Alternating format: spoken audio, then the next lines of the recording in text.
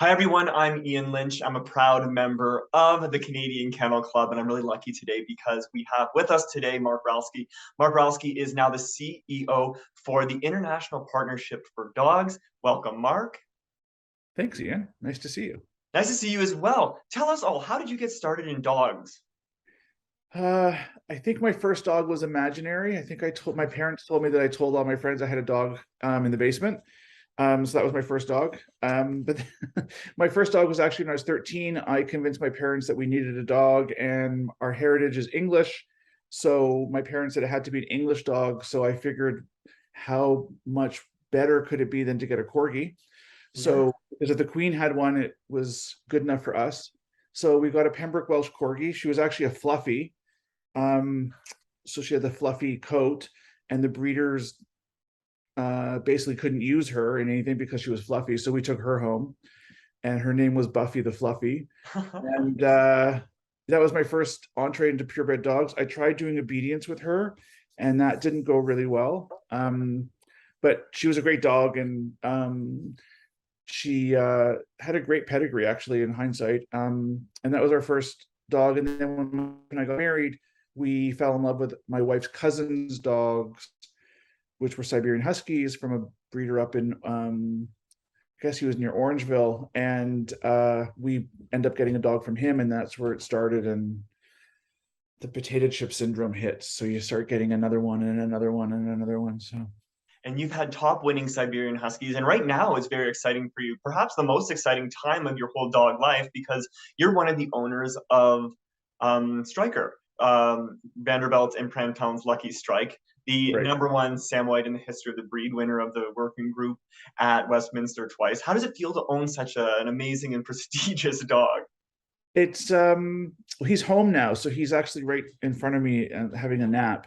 Um, I keep looking at him because it's hard to believe that he's at home, but he's just gorgeous. Like, he really is. Like, it's not because he's ours, but you see him standing there or sitting down looking at you, and you're like, I get it.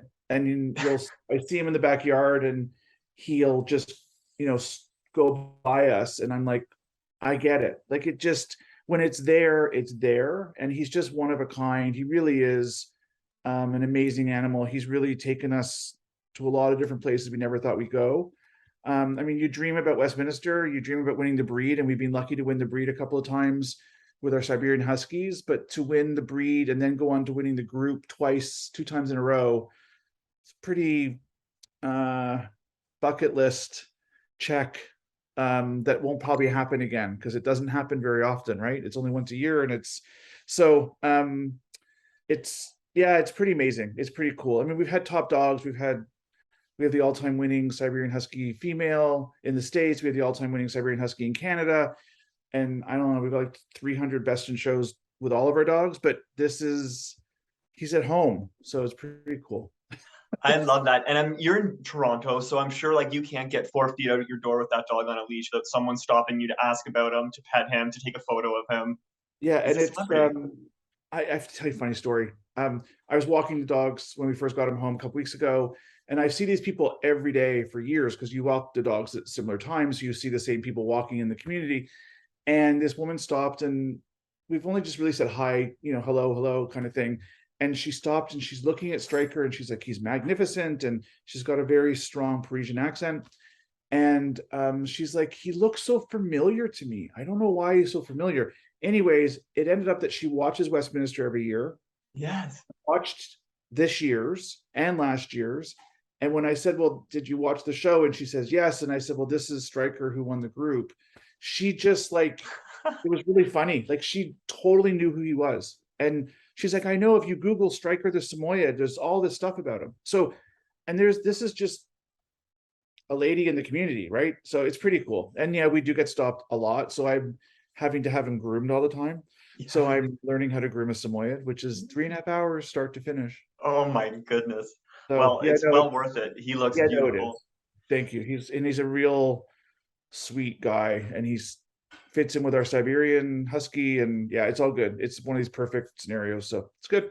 I'm so happy to hear that. And I'm also so happy to hear that you're the CEO now for the International Partnership for Dogs. Anyone who's in the dog world has probably gone on the website for IFPD, and there's so much information there. It's you really can get lost with how much information there is there for all sorts of different topics. Who can benefit from the website from IFPD? Anyone involved in dogs can get benefit from it. There's a ton or a wealth of information that's there. Genetics, breed specific information.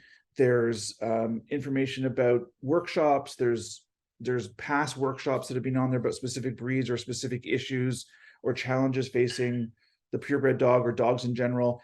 It's really just an exorbitant amount of wealth of information, and it's really purposefully there to be shared. It's not exclusive, it's inclusive. It's anyone has access to it. It's really an amazing forum for gathering and garnering information about your breed and dogs in general. For breeders, for veterinarians, for dog enthusiasts, it really is everybody. It's really a ton of information. So it's anyone can benefit from it. And I can already tell how passionate you are about the International Partnership for Dogs. Why did you want to work with them? Why did this position interest you? I guess it was twofold. My career has been in the not-for-profit sector for close to 30 years.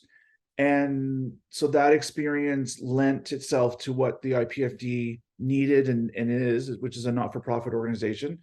And my love of dogs and my love of purebred dogs and my love of all things dogs in terms of conformation, much like yourself. And I can eat up all that information and can watch dog shows all day and watch dog documentary. That's what I love.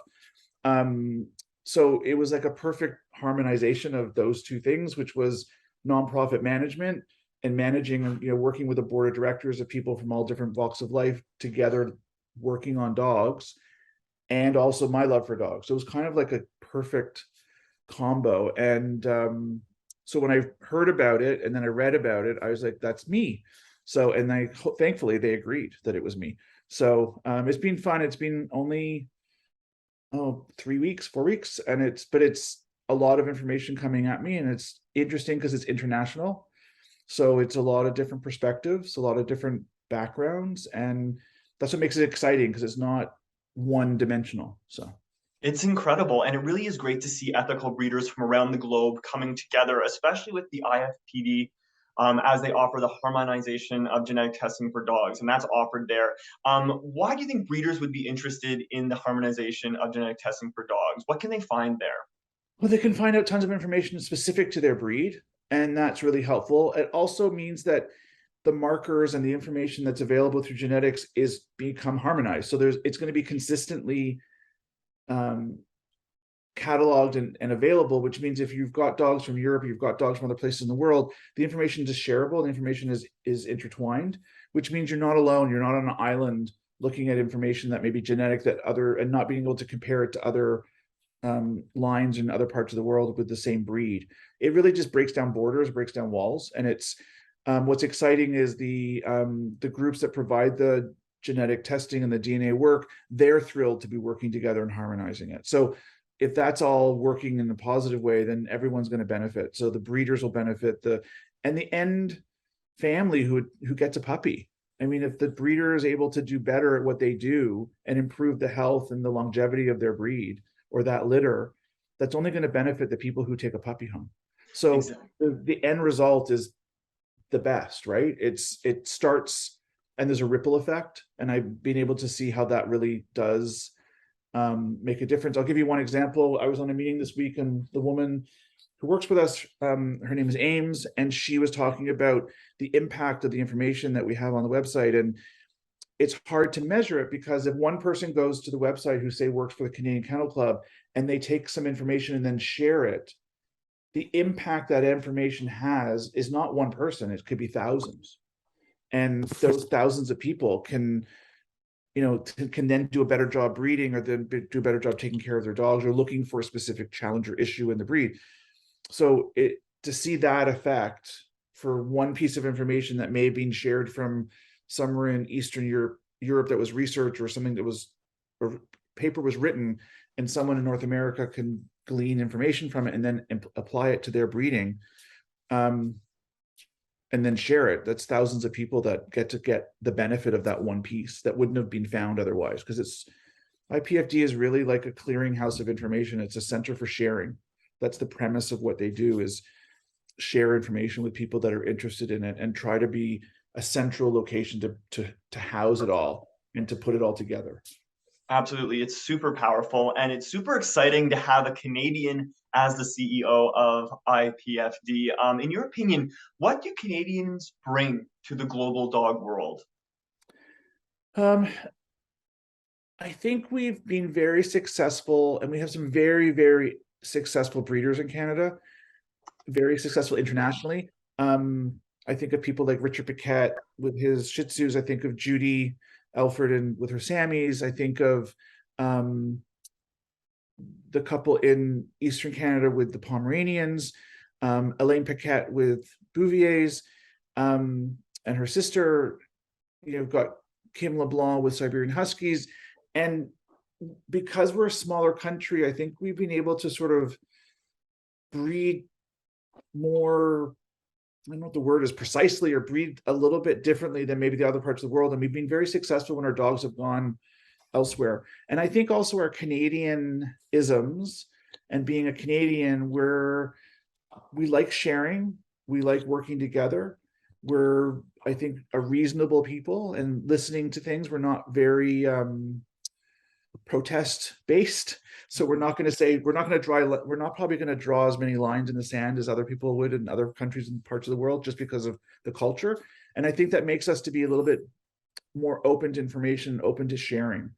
I think Canadians are really good at sharing information and understanding the benefit of having information shared. So I think I fit well with that, and I think I bring that Canadian piece to the table in terms of wanting to work with other people and the willingness to listen and the willingness to learn and talk and get things figured out. It's a neat accomplishment to get people of different walks of life with different beliefs around a table to end a meeting thinking something similar in terms of understanding where things are going. So it's neat being the Canadian. And there's a history of Canadians being, my predecessor was Canadian, a veterinarian, and there's a couple Canadians that work for the organization. So and CKC is a member. So it's good. It feels nice. It feels like home. That's wonderful. So happy. And finally, Marc, last question for you today, because I know you're a very busy man. And I know it's only been a couple weeks for you being the CEO of the IPFD. Well, what can CKC members expect from the International Partnership for Dogs moving forward? I think more information being shared, more ability to get information about their breed, and really in terms of genetics and different health scenarios. And I think just becoming better at sharing that information and letting them know it's available. We're all in a busy world. We're all being hit with digital everything all day. I mean, thousands of pieces of information are coming flying at us. So we're really looking at ways to get that information across in a really succinct, easy way for people to find and to digest it and then to use it. So we're going to be looking at changing the website and doing some exciting things and doing some workshops and getting people involved in person and also virtually as we get out of this COVID 6-foot separation, and try to get people in the same room and do some workshops on challenges of extreme breeding and other issues that are facing the world of dogs globally. And that's the key, is if we can bring information from a global perspective to Canada selfishly, then that's going to help the Canadian breeders. But then the reverse is, if we can provide information to other countries around the world and other kennel clubs that are looking for information, it's only going to benefit purebred dogs, which means, in my opinion, the thing that I get turned on the most is that I want that family who takes that puppy home to have the best shot of having the most healthy puppy with a longevity and be able to provide love to that family without challenges. I mean, there's always issues, but we can lessen those as we get better at sharing information, and the folks in the research and other people can do a better job at helping improve dogs and then therefore breeding better dogs, then we're all winning. So it's all good. I love that. It's, the ribbons are great and everything, but it all comes down to healthy, happy members of the family and great pets. So it's that's like wonderful. Craig Trotter said at Westminster 2 years ago, and I may get her words wrong, but basically something to the effect of, not every not every pet is a show dog, but please be assured that every show dog is a pet. Absolutely. And I think that's the key. It's probably the best way of describing our world of dogs, is at the end of the day, my dog's laying on the floor at my feet waiting for me to take them for another walk or whatever it is. Like they're part of our lives, whether they go in the ring and shine or they jump over jumps and obedience and agility, they still come home and sleep on your bed. And they're still the best dog in the world, regardless of what the judge may say. So I agree 100%. Well, thank you very much, Marc. Congratulations on your new position, and we wish you much continued success. thanks, Ian. Thank you.